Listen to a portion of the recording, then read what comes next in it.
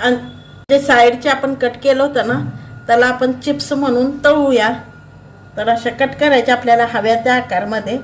हे बघा त्रिकोणमध्ये, हे बघा एकावर एक ठेवून असं कट करून घ्यायच्या.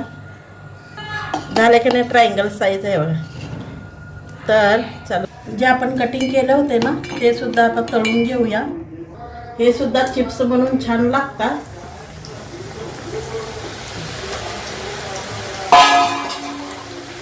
तर चाट मसाला, नमक, मिरची जर ह्याच्यावर घातलं, मीठ मिरची जर घातलं की नाही ह्याला छान स्नॅक म्हणून छान लागतो.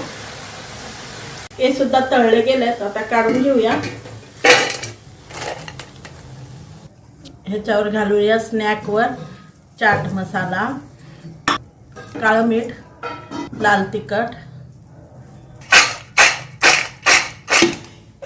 हे बघा आवाज किती छान येतोय.